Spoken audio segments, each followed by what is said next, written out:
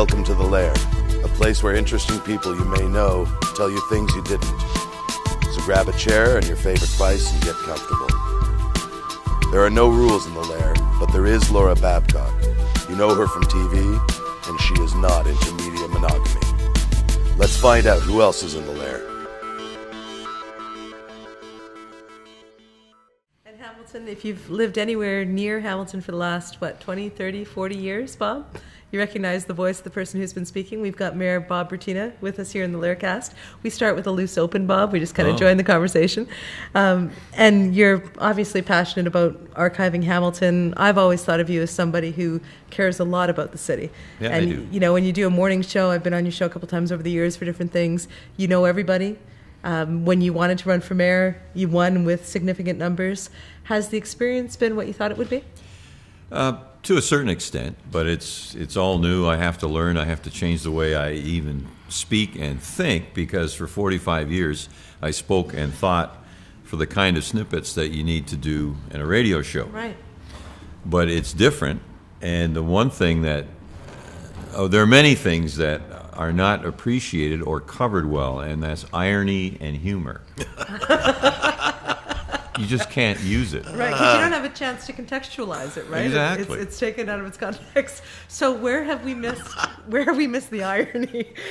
Well, it's just that you have to be careful what you say, and I like to kind of ramble and come from different perspectives, and I'm finding that I even have people who are transcribing everything I say and publishing it on We were just blogs. discussing that if you were to watch our television show Right. versus read the transcript, it's a Right. whole different ball game. Like I said, then you would know I co-host with a monkey. No, what was that? No, that you would think you co-host with a monkey. You got to watch it to know. The point being that it's different, right? If you don't get the context, if you just get an excerpt, it's it's a lot of what people are trained in media training, but it still doesn't make it as easy as it needs to be. And this is one of the reasons we wanted to have you in here, Bob, because there's no editing of the Laircast. Yeah, I appreciate that. Well, You know, my accessibility is fine, and I appreciate this opportunity. Mm-hmm. But I think the place I'm most accessible that other politicians haven't been is on the street, because I don't ever remember seeing anybody walking around the gore, in terms of politicians. Marvin, of course, had his store. Marvin's in the Lair, by the way. Oh, hey, Ron, you know. how are you?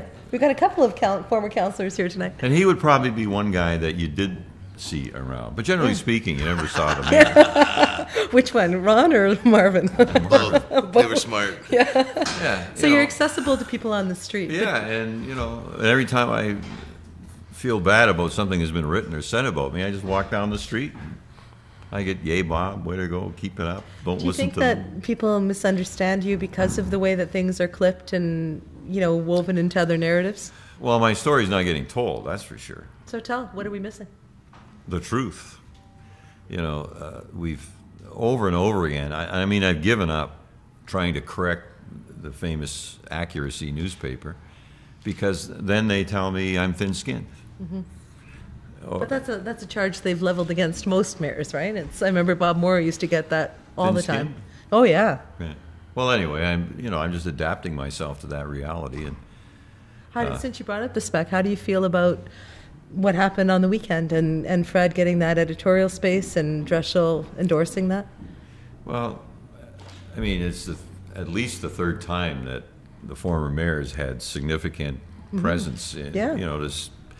I don't recall Larry Deanne doing that, and I honestly, I like Fred. I feel for him. You lose an election; it's not a happy thing, and I know he was committed to, in a strong way, certain things that he wanted to see. Sure. Like So- LRT and Yeah, and frankly, that file is going along fine.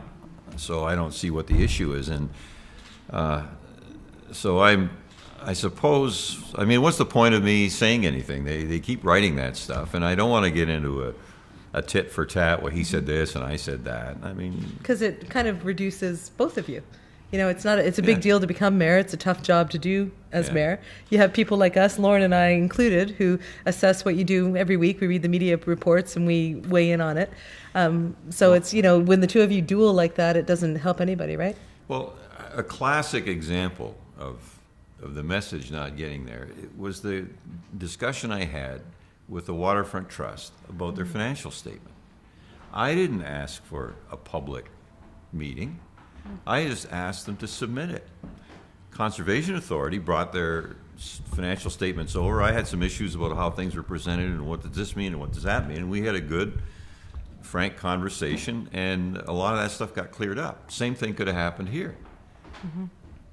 I asked for the material to be simply submitted, and then I asked for it to come to the Audit and Finance Committee, where there's 5 people on the committee. Hardly raises any furor. They just basically talk about the audited statements of the various departments. Those meetings are too dry for Emma to cover? I suppose. But, instead we got this big, long You can history. laugh on the mic, Peggy. Big, long history, and it's great. You've done fine things, but there's $400,000 of GST that seems to have been misappropriated or misunderstood or something. So can we get to the bottom of that? And I asked the question, and in fact, Lloyd Ferguson asked the question. He said, 400,000 GST means $8 million of projects. Right. So what were the 8 million projects? And the answer was a shrug of the shoulders.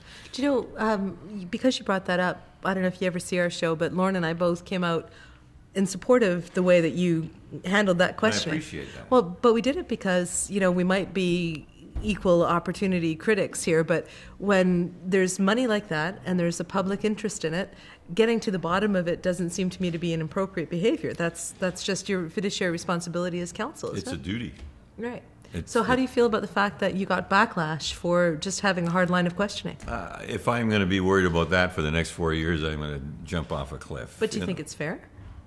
Well, of course it's not fair, but it's not about me. It's about the public. Yeah. Who I represent. When you wear the chain of office, that is the representation of the people who put you into office. It's not that I'm the king and I get to wear the bling. It's I have a responsibility. I love that line. Well, technically, you do. And I have a duty to those folks. I see that as a next election slogan for you. I'm the king, I wear the bling. But how frustrating for you as somebody who could control their own content for 45 years, right, with your audience. And I'm a little bit empathetic, just having been on the other side of it and now on whatever side I'm on now.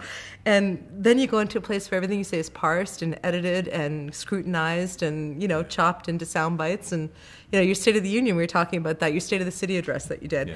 Yeah. Lauren and I weren't able to attend. Larry was. And what we read were the reactions from council to it and the narrative in the Spectator. We weren't able to get was that reported the way that you presented it, Bob? Or? No, because first of all, I got the thing about I supported Fred's Citizens Forum on area rating, and I said that, and I said it again in Ancaster because Fred was there, and I wanted to acknowledge him and say how good that was, because if we had made a decision prior to the election, it would have led to 10 more years of rancor. So there was still too much distrust, and even 6 weeks before we did have the area rating vote, which was unanimous. And significant, because it'd been kicked down the lane for so long. 6 weeks before, it was an 8-7 split, and I had Trump. Am I going to go 8 and make it 9-7? Am I going to go 7 and make it 8-8? It loses. And it all worked out in the end. But it couldn't have happened then. The former mayor was quite right. Let's put it out and get kind of a public review of it and see what they think. And I think that softened the whole thing down. Although the poor citizens came into council and they're getting brickbats thrown at them for what, I don't know. But anyway, I know when you did the speech, Larry said on our show, he said he was there, you got a standing ovation. Yeah, that was in the paper. But you wouldn't get a sense of that from reading it, is I guess what I'm getting back to. And even the video on YouTube, they cut it off. It was a pretty good standing ovation, too. It wasn't one of those, let's get the coats and, we'll clap. Obligatory, I gotta pee. So what do you think they responded to? What do you think the standing ovation came from? Why did that work? A powerful, positive message about how well the city is doing. Yeah. And more good things that are coming, which is absolutely true. Nobody can deny it. So is that the truth that's not getting out that you referenced earlier? Well, if you look hard enough, you can find all the facts. Yeah.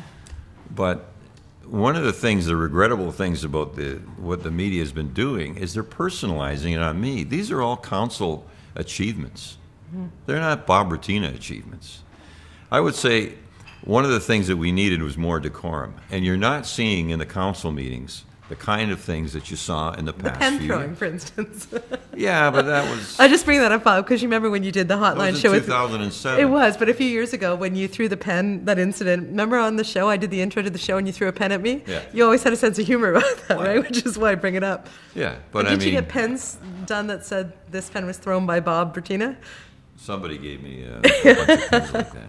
But there's But I more mean, decorum than there was in those days, no doubt. Of course, yeah. But part of the reason for things like pen throwing was the lack of control by the chair.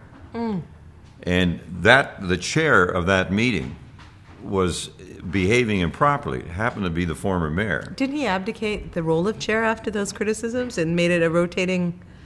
No, I think he was already... Yeah, I I think guess he did. That's Because right. I At that remember- time, he was the only chair. Yeah, because I thought that was and I've said this to Fred, a failure of leadership when you give up the ability to chair a meeting. I never understood that. Well, the fact is, though, that the issues of decorum can be controlled to a large extent by proper chairing. And it was covered once by Kevin Werner when one of the councillors kept interrupting another who had the floor. And I don't want to get into names and personalities, Sure. but the councillor had the floor, blew up and said, tell him to shut up, sort of, and I did. I said, you're not following the rules of procedure, the procedural bylaw. He has the floor. Please shut your microphone and let him finish. And he did. So what you're seeing in council are very boring council meetings, which is great. I mean, these are business meetings. They're not theater, or they're not... But Hamilton Council, and I'll be talking to some former councillors who are here in the Lair tonight a little later on in their own interviews, but there used to be a day of soapboxing, and it was theater. It was theater of the absurd. People would tune in to watch it because the meetings were a little bit embarrassing. And Well, one of the worst was the renaming of the Henderson Hospital. It yeah. wasn't in our carriage. We had nothing to do with it. Somebody was giving $10 million and wanted his name on the hospital. So we could have politely said, we regret that. But it ended, and I think I was quoted in Andrew Dreschel's column as saying, oh, such an unhappy hour of what misery. made it so bad? The city doesn't own hospitals. I know, or no, I control never them, got or, that like, either. I mean, at $10 million for healthcare is $10 million for healthcare. Get over it was my position. But more importantly, what made the meeting degenerate so much? Do you I think? don't know. People just A got certain carried away. councillor was quite adamant against, and Right. no, I remember that stuff. So, how big of a leap is it to go from being a radio host, successful in that career, to chairing meetings and business protocol and the rules of order and all of that stuff? It seems to me to be kind of daunting going into municipal politics from media. Not really, because I'm at the end of my working career. It could be 4 years, it could be 8 years. But I'm not trying to create a life for myself. All I want to do is make the city better. And so, I mean, I don't think you can accuse me of anything bad about that. I may not be doing a very good job of it. Do you think but people that's have- why I'm doing it. Do you think people have accused you of having other motives? Somebody said that I was trying to get a job with the Liberals, and that's why I endorsed the Premier. But you're already mayor of a ninth largest city in the country. Why would you I'm want just to? saying, Yeah. like, I don't know. Why would you say? Well, and But that the didn't- easiest thing for me would be to give in to all the forces that seem to be upset with me. But how could you possibly do that and go to bed at night and I sleep? can't. Right. So it wouldn't be the easiest thing. It'd be the furthest thing from who you are. No, but honest, I mean, it upsets members of my family. The city's in great shape, and yet all you hear is how bad things are going, and it's... Do you know, Bob, if you talk to young entrepreneurs, as I get to do, because I'm Well, kind I of read their articles. Yeah, I'm kind of wedged in that generation, and even today, and as another person who runs a company similar to mine, we had an hour conversation about investment properties and everything that was happening with downtown. And, there is a discussion happening in Hamilton that's incredibly positive, more so than just one feature once a week on young entrepreneurs. Yeah. And, I don't think that anybody can dispute that the city, I'll ask our studio audience, is the city moving forward, guys, or are we caught in the same inertia? I think so. Yeah? Absolutely. More so than when you were a councillor, Rob? there were a lot of things put in place then, and they're moving forward now. But do you feel the momentum? What about you, Moses? You're a blogger, or I should call you Jim, not your Twitter handle, Jim. I think it's tough times right now, and my opinion is the city should, kind of work with what we've got right now. I mean, overextending our spending. Times are tough, the world economy, Europe and all that, but Hamilton's doing pretty good. And when you get an all-day go service promised in a couple of years, when you get an $80 million faculty of family medicine that's going to start being built in the spring, when you get a $500 million investment by the McCain family to build a bakery and a meat plant and 1,000 jobs and millions of dollars of taxes, and when you get the first construction crane privately funded in 25 years building a hotel, and when you and even I don't street where we are, we're at King William. We don't give away our address, but it was painful, the development of the street over the summer. Some businesses took a hit for it. Yeah. But with the Lister on the corner, and I know every time I bring up the Lister, I get evil tweets from people who, and which Lister do you refer to? Bob's Lister, Fred's Lister, or Larry's Lister? Lister, yeah, Lister. Every time, the other morning I innocuously... I've got a Lister blister. Yeah. So I do too, Bob. The other morning I sent out this innocuous tweet that said, "It's great to see King William and the Lister gleaming on this whatever morning." I was in like an all-day Twitter war with people who were upset about the campaign from years ago, and I know we had some rough moments back then. But everybody wanted that sinkhole fixed. Yeah. And now we're sitting in a world, could you believe it if you throw yourself back to that time, Bob, and all that chaos? Can you believe we're sitting in a world where Lister is actually a shining gem, not the big destructive argument that it was. King William is beautiful, refurbished. There's, we get 20,000 people at the art crawls. I don't think that this was even on the horizon 10 years ago. The moral of the Lister block story is, with infinite money, anything is possible. Taxpayer dollars, are you taking the other side? That's a $30 million project. But you know what? But you know what I'm Politics saying. Politics is the art of today and tomorrow. Right. Like yesterday. But if you look at yesterday, I guess I'm just asking us all to throw back. The conversation 5 years ago would not have been nearly as optimistic as the one we can have now. And this is not, as Danny would always say, we're on the cusp of a renaissance. I'm not acting like this is some sort of dream here. I feel it. We invested downtown because you can feel it coming around. Yeah. And it's interesting, though, that over the past 5 years, you have to remember that there was a 2008 economic collapse. And that was kind of interesting to me because it sort of rejigged the whole world. And I was able to then, I think the one thing that resonated when I was talking to people during the campaign was, let's not waste money. Let's make sure we spend our money wisely. And that's why you want to look at the Waterfront Trust or whatever it is, wherever money's being spent. If you see a problem, get to don't blow up the Waterfront Trust, but just help So make here's it the better. thing, right? If you're saying we all have to look at our money carefully, the taxpayers' money. It's a single tax dollar, provincial, federal, local. And you came in on a campaign that was a populist campaign. There was the de-amalgamation thing, but there's also that talk about let's just be sensible. So you come in, you take a sensible look at HECFI, a sensible look at the Waterfront Trust, and you get backlash that you're somehow being... I mean, Lauren went off for 20 minutes, it seemed, on the show the other day, just saying, why are we such babies? Why can't we say this is our money? We want to know the accountability. Your colleagues on council find that any criticism of any bureaucrat or city worker is disrespectful to their efforts. And I think that giving them the paycheck negates any of that disrespectfulness through legitimacy and questioning. You weren't going after any board member or employee. You weren't trying to But the embarrass format charters. was set up to highlight me because I didn't ask for that. So let me ask you I this just then. wanted to see the numbers. Go ahead. There's one question. I've employed lots of people. I never, ever criticized my people in front of anyone else. I didn't either. What did I do? Well, we're talking about council. No, the statement made that we don't go after staff, and nor should we in public. Yeah, And I'm glad you agree with me. absolutely. No one was the only person insulted maybe was me because I was accused of humiliating or whatever I was accused of. But not to bring up the ghost of Sam Marula here, but one of the arguments Sam and I have always had over the years, because I've also hired people over the years too, Marvin, in private enterprise, and I would never humiliate them in front of other staff. But, Sam always says the city is not a business. It's not private enterprise. It's its own beast. Yeah. And I think in a situation like this, how do you have the public accountability, ask the tough questions, and not challenge staff publicly? Like, I don't know how you bridge that gap. Yeah? What are the ways?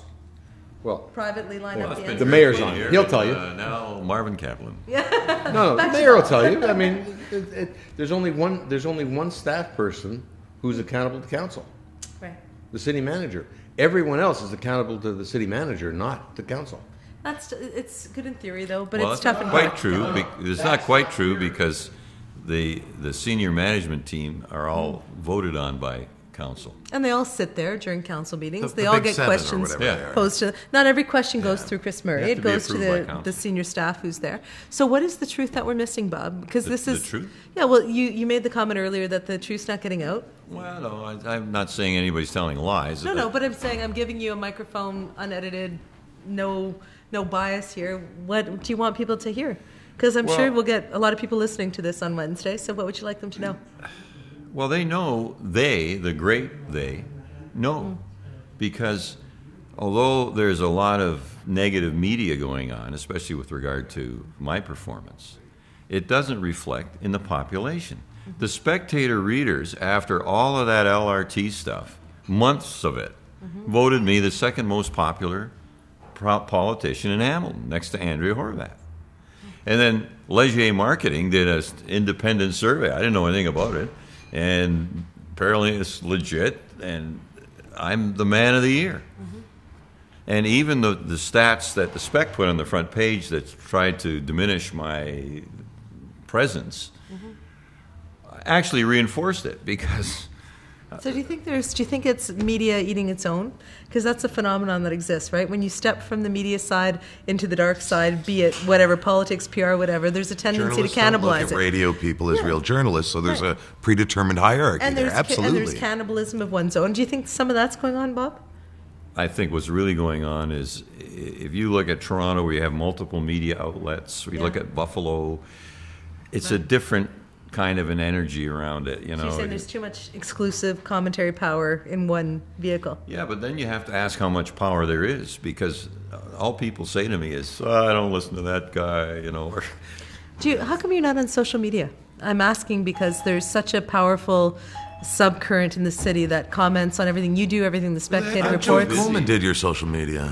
Joey Coleman? No, but Oh, yeah. here's the point I'm making. Social media how is can kind of a how can I populist thing. tweet and Facebook and all? I don't Have have 9 time. people work for you instead of 3 or 4. Do you know how much time I have to waste of my office staff in just responding to ridiculous things that come out of the media, and they have to be responded to because they're untrue in many cases. They undermine not me, but the position of mayor, and now they're undermining the premier. Yeah. You know, so I mean, So let I me can't ask- let that go. So I have to go back through all the documentation, and we spend like probably just on that thing alone, it's like 3 hours of my life that I'll never get back. Just like you said after one of the election campaign debates. Mayoral debate. So let me put something to rest here. And Peggy, if you want to come on, by all means, I'll swing the mic over to you. I probably added to the headache, maybe in my small way, around some of the confusion around who gets access or what to you guys. Remember that brouhaha early in the summer? So you're both here, and I always try to be fair. Anytime a guest in the Lair complained about it, I always said, I'm going to ask Peggy and Bob to come in, and if There's only 2 occasions that I didn't respond to, actually only one, to Andrew Dreschel. One was someone had leaked that I had to confront a counselor about some inappropriate things that he said. And so that got out in the normal city council way, and I was confronted with that, although they did keep it a secret for months. which is laudable for this council. Yeah. Right? So anyway, it came. I think it was the year, anniversary. So you can't all the good things that happened. Well, we can't get away with letting him have all these good things. What was that awful thing that you said to, or did you try to punch or whatever? Right. I think I remember So the story. my response was not to answer. But I did come out. I looked at the reporter in the eye. He asked me a stupid question, and I turned and walked away. Right. But that's the response. Right. Okay? And the second one was this ludicrous thing about when I knew that Mohawk College was in the running for the velodrome and the costs were running high. So as I'm leaving the chamber, Mr. Dreschel plants himself right in front of me, blocking my path. And then the other reporter comes running up behind and said, "When did you know? When did you know?" Well, I've been scrummed enough to know that sometimes you're going to say something like that that's just going to take on a life of its own. Right. So I went into my office and I started looking, when did I know? And that same reporter had written, this was what, in September? In April, that Mohawk College was in the running and the costs were running as high as $50 million. So when did I know? When you wrote about Well, yeah. And you know what? I remember both cases that you bring up. One I think was about you and a certain other councillor getting head to head, very close. It looked like it was very heated. A certain guy with a rather large. Clark. We didn't mention any names. It was just a. Well, I don't want to get into that. Sure, of I'm course not here to. And do you know that. what? And we don't care. It's public record anyway. But I guess two quick things I want to ask you. One is that when you walk away from media. Do you think because you were kind of the king of radio in Hamilton that they see it as dismissive of them? Well, they shouldn't, because how many times have I walked away from media? But what I'm saying is, Bob, maybe there's this thing. You were one of us. You understand this is our job. You understand we're on a... No? There's certain individuals have a vision they want to present. Right, so they're looking to create the narrative that you're hard to get along with, and then when you walk away, you just Why reinforce would that. an opinion columnist interview anybody anyway? Does Sue Ann Levy in The Sun interview people? Right, so you're saying the interview looks like real journalism, and then the columnist is opinion, and it kind of blurs the line a little bit? Is that the thing? Well, opinion is opinion. It's like a letter to the editor. It's great. Write your opinion. That's good. But to get me, and I say so much stuff in public at meetings, record it, write down what I say. It's all part of what I say. So why do you need to ask me another question about the same thing that I already spoke about publicly? Because if it's said, and you know this, and if you don't, I'm sure, Peggy, you know this, if it's said during the course of the meeting, it's not the reporter doing their job. Anybody can just record that. Really, the reporter I don't agree but with I'm that. just saying, I used to be a reporter at the CBC, and I would watch the meetings, and I would record council or police boards or whatever, but then afterwards I had to get my own statement on the record, otherwise I wasn't doing my job as a reporter. I mean, that's part of it, right? They just have to drill down. So, like I said, right, I but that's agree what I'm with... saying. It's kind of a redundant exercise. I appreciate it, but you have to see where they're coming from, Yeah, right? but They have to get their own exclusive. Well, why an opinion columnist? Yeah, because what's going on Good question. is the story's already written. Now, how can I elicit a phrase or a sentence or something from one of these people? So you're saying to build on the narrative. This is how I think I want to position it. I've been listening. Now I'm going to get Bob to say something that's going to reinforce that. You know what's worth mentioning about the whole story we're talking about? I don't remember at all what the question was. Only that the mayor snubbed someone in the media. That was the story. The Spectator being pissed was their own story. And as opposed to mayor doesn't provide answer. I talk enough.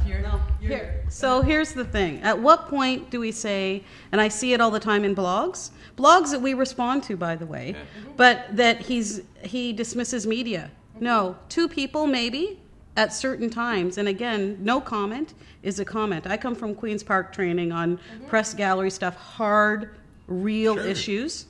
They don't behave that way. Sometimes no comment, they get it, and then that makes them have to dig if they want to get more. An official person representing the public's interest, Chris Murray will also tell you the same thing in his role. No comment is sometimes the only comment you can do without putting the public at risk. And that's the answer. But again, I've only had 2 reporters say they don't have access to him, which isn't true. They're there every day. Yeah. They've sat in my office with him, in his office with him. But it's not just reporters, it's the blog sphere, right? It's the citizen. But at what point, Laura, how long, so are you saying we should hire 3 extra people in our office to just do blogs that aren't really sincerely from the mayor of Hamilton? Because he has no time to do that. No. Plus, I tried that. I used, no one blogged more than me.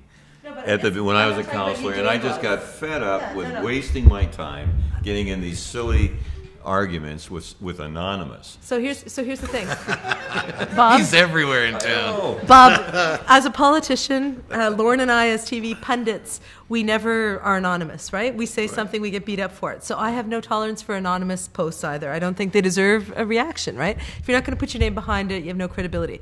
But I'm not talking about you blogging. I'm talking about when it came out earlier this year that people who were citizen journalists, he's giving us a halfway mic, he knows where I'm going with this, Peggy.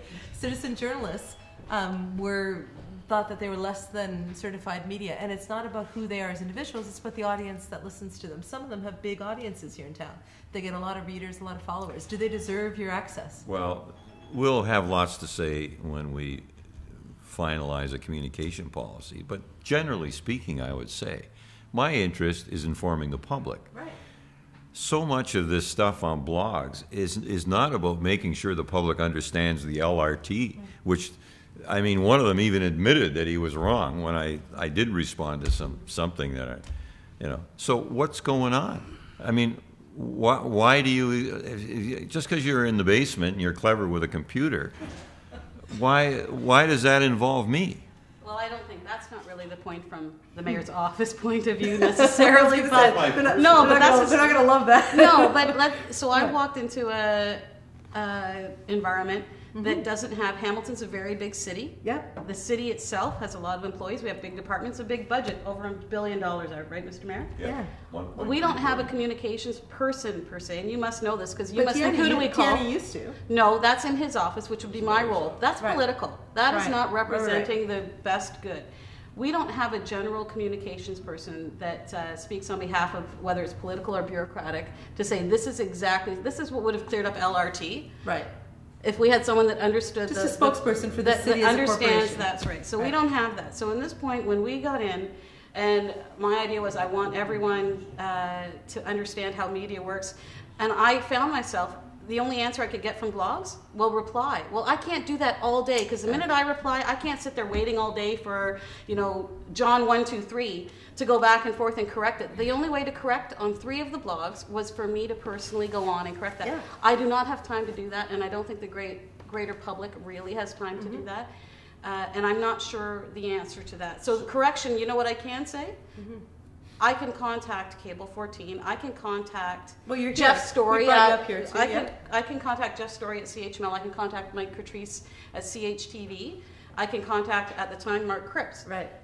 Your reporter got it wrong, and they would either fix So it that's or the- say, no, Peggy, that's not right. the comment, I need a boss I can complain to, I think was the quote That's from right. the Bill Kelly show. That's what That's you right. meant. And I have not just a mayor to protect, I have an entire So city. you meant it more as a pragmatic I time need to figure management this out. thing as opposed to how it was perceived Time as ma- a dismissive, no. you're not credible journalist thing. Time management's one thing, but for the bigger city, which is why Chris Murray has now decided to do his own communications to look over that, because how do we correct information? It's a very difficult thing. I actually showed Lauren today a document of trying to correct a very important story.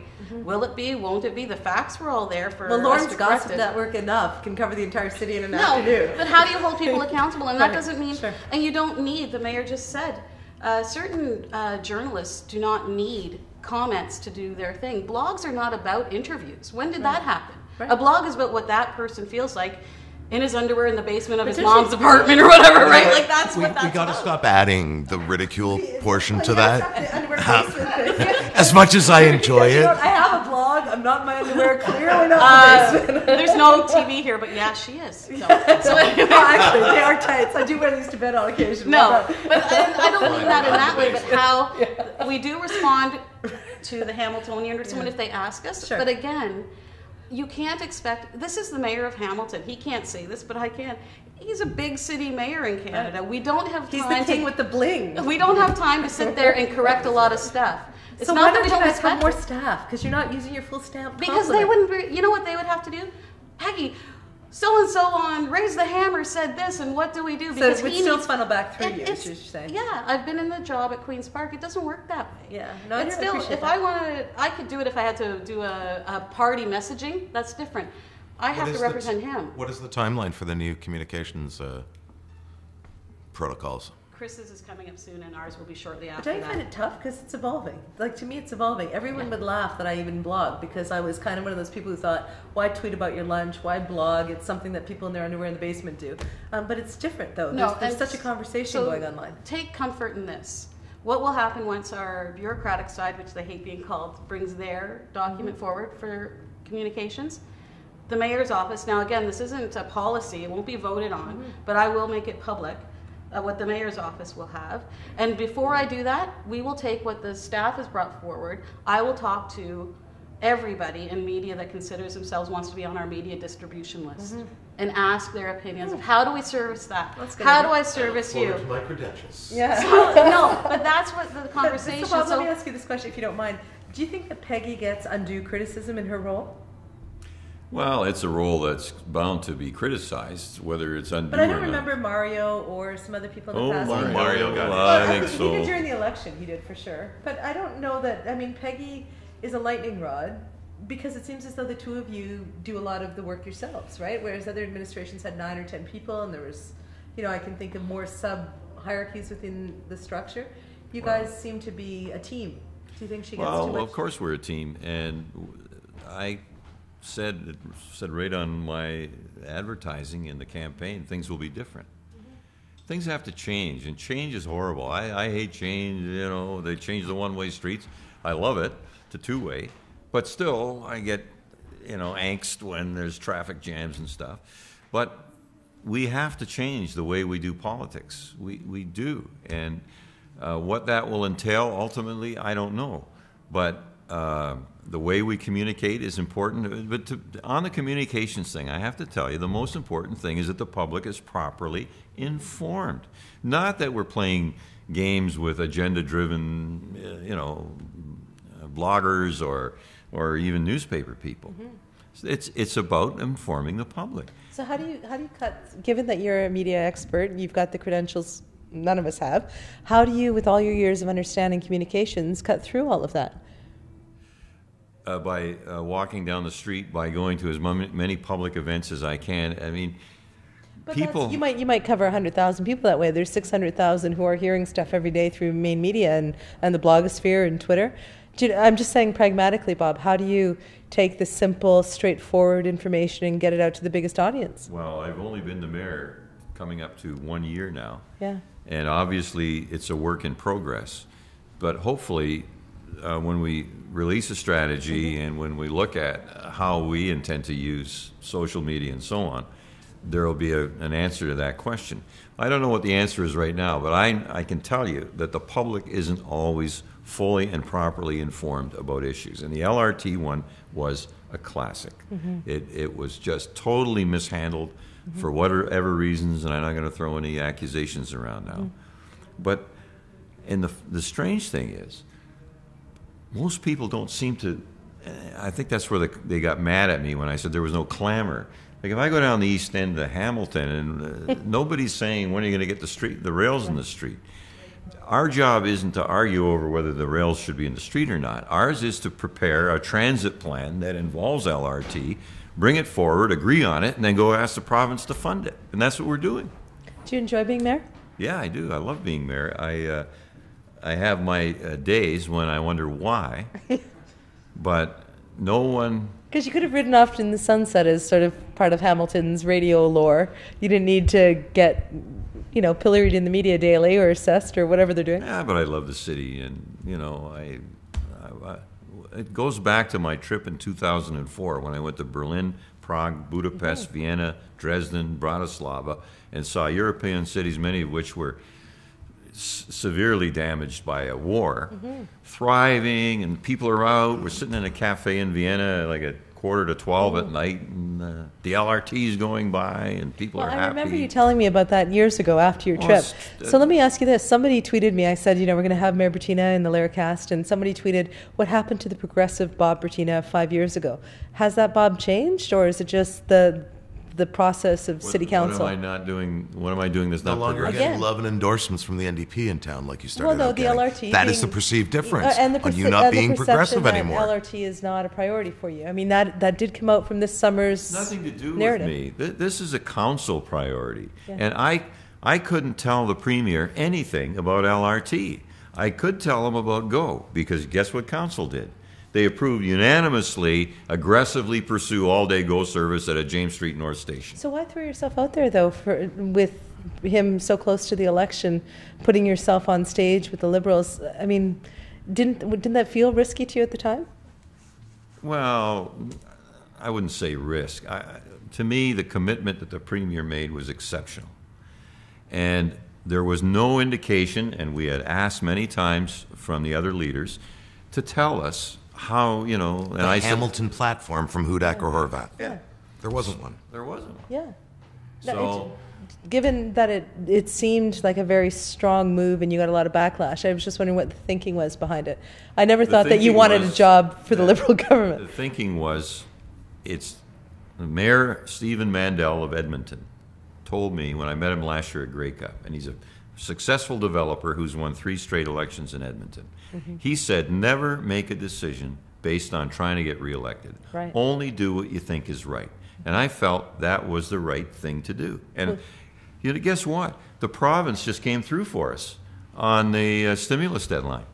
Plus, had it been a majority and had the other cabinet minister been reelected, people would have said, brilliant move, Bob. Great move. Yeah, and that was part of our discussion on election night. It could have gone either way depending on how it came out. So just as we wrap up here, Bob, do you feel as though you've had a chance in this forum, which is a social media, new media forum, to be heard? Of course. And this kind of forum is actually the best. You know, everybody's always slagging me about being on the Bill Kelly show.